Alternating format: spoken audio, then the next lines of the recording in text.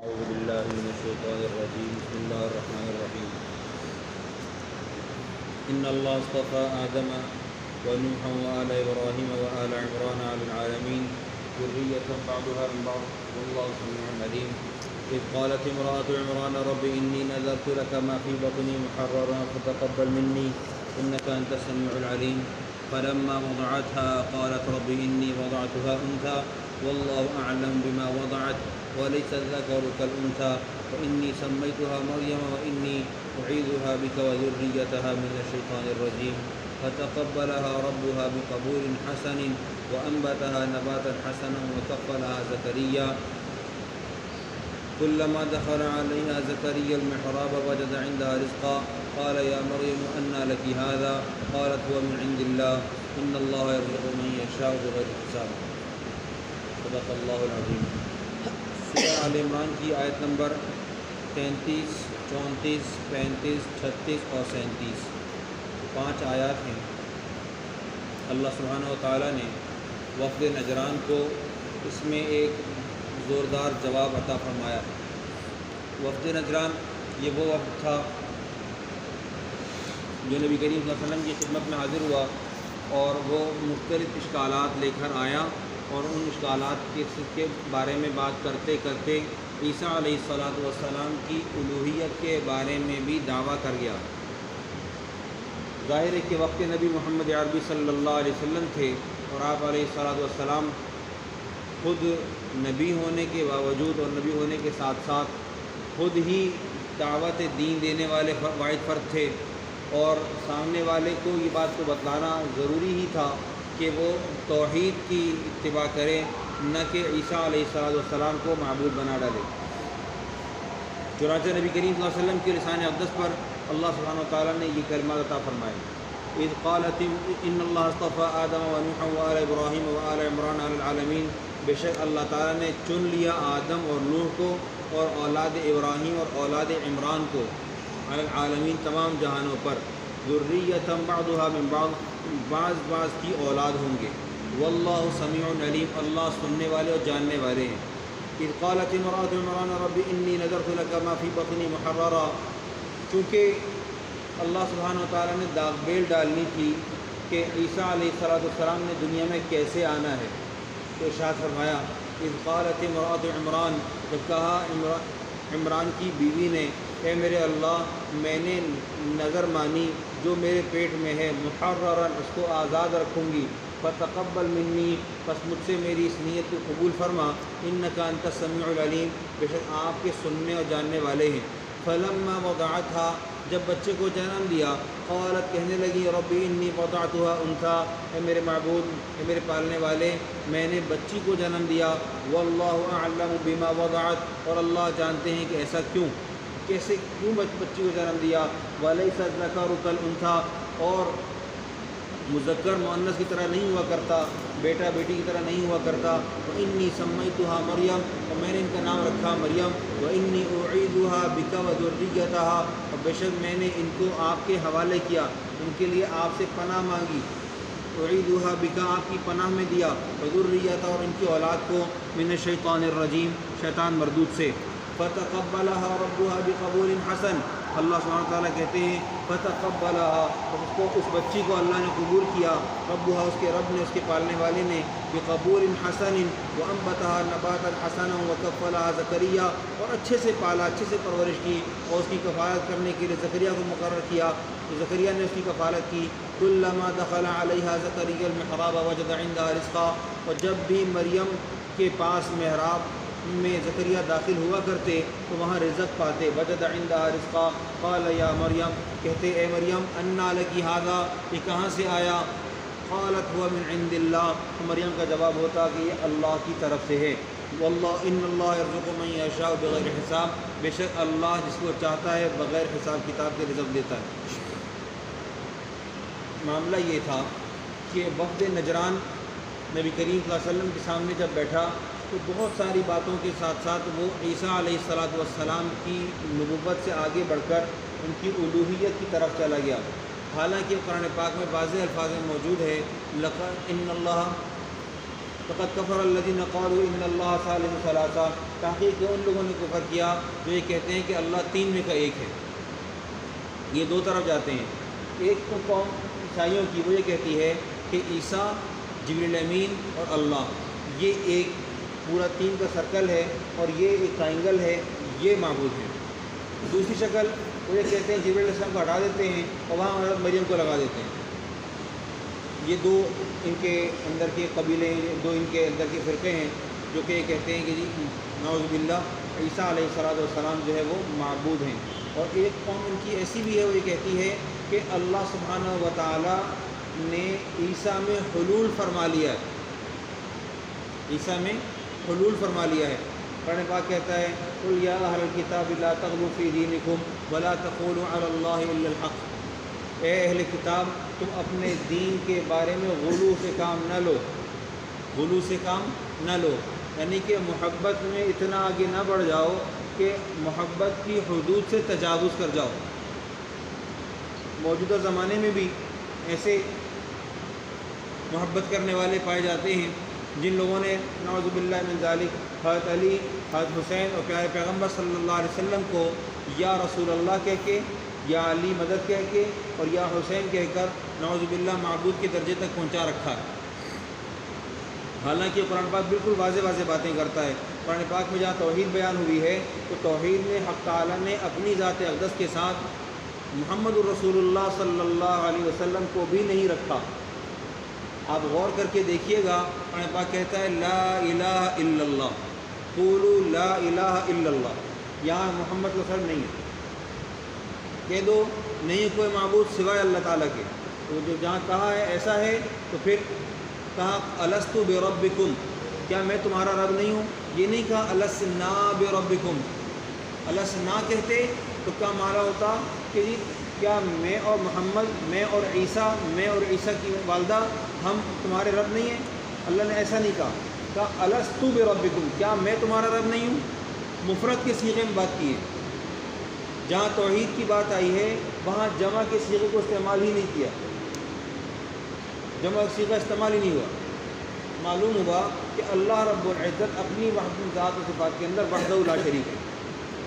کسی بھی طرح کی مدد طلب کرنی ہے تو مشکل کشا، داتا، ہر ایک صورت سے اللہ ہی ہیں، اور جن لوگوں نے ایسا کیا ہے تو ان کے لیے بھی ہمارے پاس جواب دستیاب ہے۔ نمبر ایک، اگر کوئی ایسا دعویٰ کرتا ہے کہ جی محمد رسول اللہ صلی اللہ علیہ وسلم کو وہ نعوذ باللہ معبود کے درجے تک پہنچا دے اور یا رسول اللہ کہنا شروع کرے، یا حضرت علی رضی اللہ تعالیٰ عنہ کو معبود کے درجے تک پہنچا دے، تو اس کو ہم کیسے ٹھنڈا کریں گے؟ قرآن پاک کہتا ہے قل هو اللہ احد، آپ کہہ دیجیے وہ اللہ ایک ہے، اللہ الصمد، اللہ بے نیاز ہے، لم یلد ولم یولد، لم یلد نہ اس سے کوئی پیدا ہوا، ولم یولد نہ وہ کسی سے پیدا ہوا۔ جب نقشہ اتنا واضح ہے اور ولم یکن لہ کفوا احد، جیسا ہی کوئی نہیں، تو سامنے والے سے پوچھنا پڑے گا کہ جی یہ بتائیے کہ کیا پیارے پیغمبر صلی اللہ علیہ وسلم یا حضرت علی یا حضرت حسین رضی اللہ عنہم جب دنیا میں تشریف لائے تو کیا دنیا میں آنے کے رائج طریقے سے تشریف لائے؟ تو ظاہر ہے کہ کسی کو بھی اپنی ان کی ماؤں کے وجود سے انکار کرنے کی جرت نہیں ہوگی، اور اللہ سبحانہ و تعالیٰ کے لیے ماں ثابت نہیں کر سکتے۔ کچھ لوگوں نے یہ بات طے کی کہ جی وہ لوگوں کو اپنے معبودوں کی طرف بلاؤ۔ ایک شخص آیا اور اس کے ذمے تھے ابوبکر رضی اللہ تعالیٰ عنہ، انہوں نے اس سے پوچھا تو مجھے کس کی طرف بلاتے ہو، کس کی طرف بلاتے ہو؟ نے کہا کہ جو ہے نا لات اور عزا کی طرف۔ تو وہ کون ہے؟ معبود ہے نا۔ اچھا وہ کیسے؟ اس کی ماں کا ہے، اللہ کی بیٹیاں ہیں، کیسے؟ اس کی ماں کا ہے۔ سامنے والا خاموش، سامنے والا خاموش ہو کہ تمہارا جواب ہے؟ کا جواب نہیں ہے۔ حضرت طلحہ رضی اللہ تعالیٰ تشریف لائے تھے، حضرت طلحہ نے کیا تمہاری ماں، اس کی لات اور عزا کی ماں ثابت کرو، اگر یہ اللہ کی بیٹی ہیں تو ایسا تو نہیں ہو سکتا کہ اللہ کی اولاد ہو اور ماں نہ ہو، یہ کیسے ہوگا؟ اگر کہ اللہ کی اولاد ہے اور ماں نہیں ہے تو پھر ہم کیوں بندے ہیں؟ ہم بھی اولاد ہونی چاہیے۔ جب ہم اولاد نہیں ہیں، ہم بندے ہیں، تو فرشتے اللہ کی بیٹیاں کیسے ہو سکتی ہیں؟ قرآن پاک کہتا ہے الکم اللہ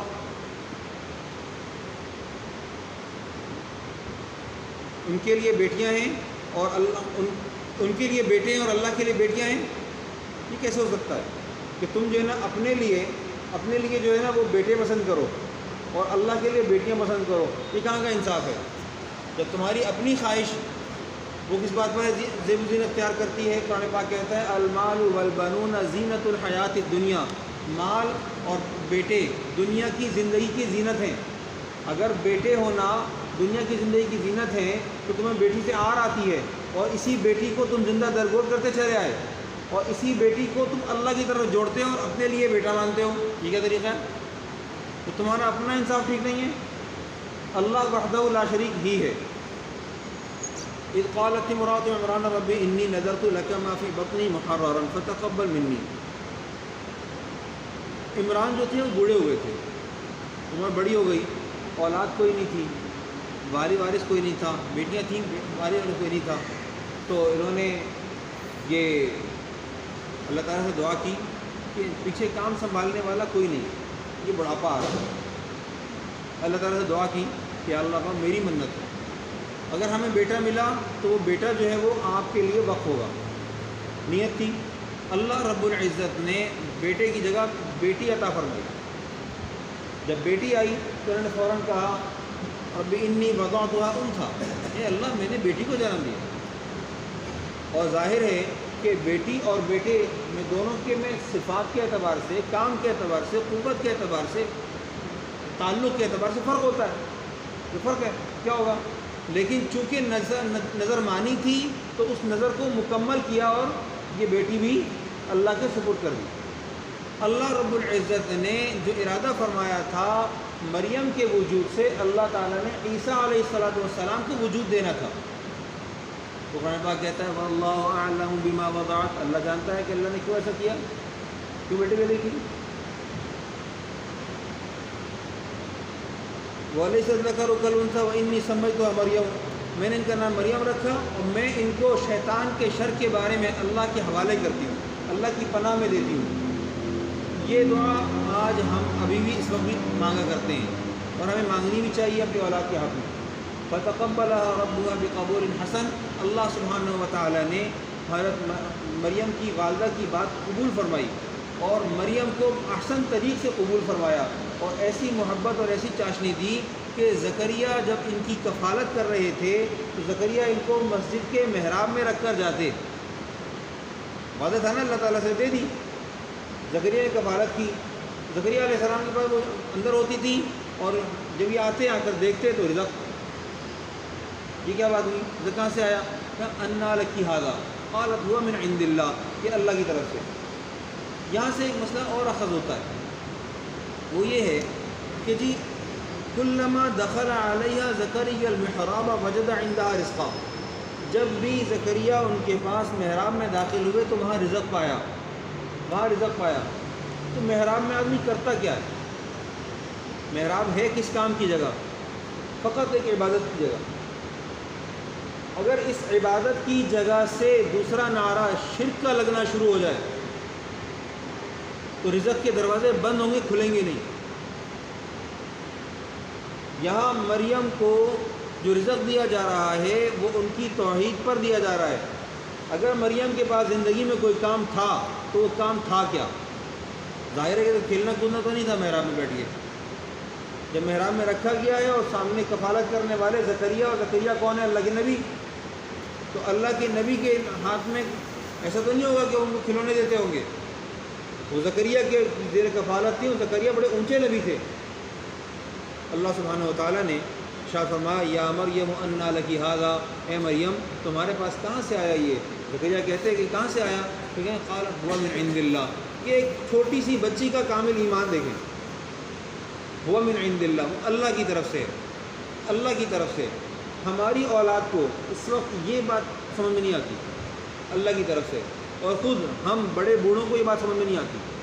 ہم اپنی اولاد کو جس طرح کی تعلیم دے رہے ہیں اس میں اللہ کے علاوہ سب کچھ ہے۔ بہت معذرت کے ساتھ. اللہ رب العزت کے علاوہ سب کچھ ہے، سب دے دیں گے، اللہ نہیں دیں گے. اور حقیقت میں اللہ دینا تھا، اللہ سمجھانا تھا، اللہ بتانا تھا کہ کرنے دھرنے والی ذات ایک اللہ کی ہے، اللہ کے غیر سے کچھ نہیں ہوتا، کرنے والی ذات ایک اللہ کی ہے. ہمارے بچوں کو یہی بات سمجھ میں نہیں آتی. ہم خود اپنی عمروں میں آ کر بہت سارے گھرانے ایسے ملے، ہمارے اپنے عزیز و اقارب میں بھی ایسا ہی ہے کہ بچوں کو پڑھانا ضروری ہے ورنہ آگے جا کے کریں گے کیا. آپ پڑھائیں، ضرور پڑھائیں، پڑھانے سے انکار نہیں ہے، لیکن انسان بنائیں، لیکن انسان بنائیں. آپ یقین کریں، آپ روزانہ صبح اپنے گھر سے باہر نکل کر کسی بھی قریبی دکانوں کے پاس آ کر کھڑے ہو جائیں، آپ دیکھیے گا دودھ کی دکان کے بعد اگر سب سے پہلے کوئی دکان کھلتی ہے تو وہ سگریٹ والے کی ہے، سب سے پہلے کھلنے والی دکان سگریٹ والے کی ہے. آپ نوجوان طبقے کو کراچی یونیورسٹی کے اندر دیکھیں، لمس میں دیکھیں، نس میں دیکھیں، کہیں جا کر دیکھ لیں، آپ کو حیرت ہوگی کہ یہ مسلمان اللہ رب العزت کا باغی ہے، اور یہ باغی میری آپ کی ناک کے نیچے بڑا ہو رہا ہے.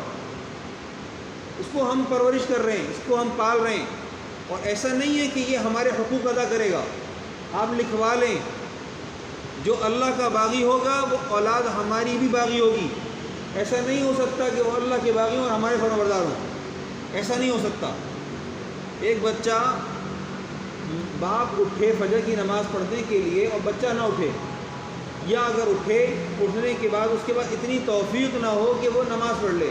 اس کو چونکہ سمجھایا یہ گیا ہے کہ تمہاری وین آنے والی ہے، تم نے اسکول جانا ہے، تمہاری وین آنے والی، تم نے کالج جانا ہے، تم کو جلدی پہنچنا ہے، تم نے اسائنمنٹ کرنا ہے، چونکہ اس کو بتایا یہی گیا ہے تو وہ یہی کرے گا. اگر اس کے دل میں ہم نے اللہ کا دین ڈالا ہوتا، ہم نے اس کو اللہ کے دین سے منور کرنے کی کوشش کی ہوتی، تو یقیناً پہلے یہ کہتا مجھے اللہ کو پہلے راضی کرنا ہے. وہ اللہ کی رضا کو چھوڑ کر دنیا کے تمام اسباب کی تکمیل کرنے کے بعد آ کہتا ہے کہ میں نے بڑی محنت کی تھی، میں فیل ہو گیا. اللہ کو ساتھ نہیں لیا تھا نا. جب اللہ کو ساتھ لے گا تو وَتَوَكَّلْ عَلَى اللَّهِ وَكَفَى بِاللَّهِ وَكِيلًا. تم توکل اللہ پر کرو، اللہ کافی ہے، اللہ کفارت کرنے کے لیے اللہ کافی ہے.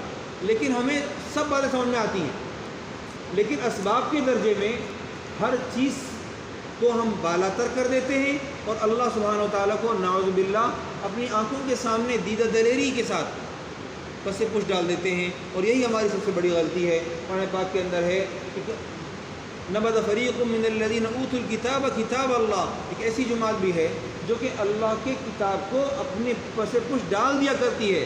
نبذ فریق من الذین اوتوا الکتاب کتاب اللہ وراء ظہورہم، اپنی پیٹھ پہ ڈالتی ہیں. اور یہ ہم نے کیا ہے. ہماری تمام تر ترجیحات کے اندر ساری دنیا ہے، قرآن پاک نہیں ہے. ہماری ترجیحات میں قرآن پاک نہیں. اور جو قرآن پاک ہم اعلیٰ تعلیم قرآن پاک کی اپنے بچوں کو دلوا رہے ہیں، اس اعلیٰ تعلیم کا ہم نے اتنا اچھا انتظام کیا ہے کہ ہمارے گھروں میں قرآء کرام تشریف لاتے ہیں اور وہ بچوں کو سبق پڑھاتے ہیں. ہمیں نہیں پتہ بچوں نے کیا پڑھا، ہمیں نہیں پتہ استاد نے کیا پڑھایا. آبا کاٹا کا امتحان ہو رہا ہوتا ہے تو قاری صاحب کی چھٹی ہوتی ہے، ان بچوں کا کوئی امتحان نہیں ہوتا، اور کہتے ہیں کہ ہم نے قرآن پاک کی تعلیم کے لیے اعلیٰ تعلیم کا انتظام کیا ہے. یہ اعلیٰ تعلیم، اب یقین کیجئے کہ یہ اعلیٰ تعلیم نہیں ہے. جو اعلیٰ تعلیم قرآن پاک کی ہے، میں ایک واقعہ نقل کرتا ہوں، بات ختم کرتا ہوں. امام بخاری رحمۃ اللہ علیہ، ان کے پاس وقت کا اس علاقے کا سربراہ بادشاہ خلیفہ آیا. اس نے آ کر کہا کہ میرے بچوں کو حدیث پڑھائیے. حدیث نبی علیہ السلام کے مبارک الفاظ امام بخاری نے پڑھانا ہے، بخاری پڑھانی ہے. انہوں نے ارشاد فرمایا کہ آپ کے بچوں کو عمومی جلسے میں آ کر کتاب سننی ہوگی. کہ نہیں، آپ الگ سے میرے بچوں کو تعلیم دیں. پہلی بات یہ ہے کہ آپ تشریف لائیں، میرے بچوں کو پڑھائیں. ان کا ایسا نہیں ہو سکتا. اچھا تو ٹھیک ہے، میرے بچے آپ پاس آ جائیں گے تو آپ عمومی جو بچے بیٹھے ہوئے ہوتے ہیں اور عمومی طلبہ جو بیٹھے ہوتے ہیں وہ نہیں بیٹھیں گے، صرف میرے بچے بیٹھیں گے. انہوں نے کہا ایسا نہیں ہو. اس آدمی نے امام بخاری رحمۃ اللہ علیہ کو بڑی تکلیف دی. روئے زمین نے یہ وقت دیکھا کہ وہ شخص، اس کا نام منصور تھا، اس کو شہر والوں نے گلے میں جوتے ڈال کر گدے پر بٹھا کر پورے شہر میں گھمایا. کیا ہوا جی؟ حدیث کی تعظیم نہیں کر رہا تھا. میری اولاد ممتاز ہے، میرے پاس امام بخاری تشریف لائیں گے، میرے بچوں کو تعلیم دیں گے۔ ہم بات سمجھیں، اللہ رب العزت نے ہمارا دین ہمیں ممبر و محراب کے صدقے میں عطا فرمایا۔ نبی علیہ السلام نے جملہ محنت جو فرمائی ہے وہ محراب سے فرمائی ہے، ممبر سے فرمائی ہے، میڈیا سے نہیں فرمائی۔ اور موجودہ وقت میں ہم دین سیکھنے کے لیے میڈیا کو استعمال کر رہے ہیں، اور یہ میڈیا یہود کا آلہ ہے، اس نے ہمیں اپنی اس میڈیا وار کے اندر گھسیٹ لیا ہے۔ بجائے اس کے کہ ہم اس کے مقابل میں کھڑے ہوتے، ہم اس کو پر کلک پیسے دے رہے ہیں۔ اللہ سبحانہ و تعالیٰ سمجھنے کی توفیق عطا فرمائے۔ وآخر دعوانا الحمدللہ رب العالمین۔ الحمدللہ رب العالمین، صلوات اللہ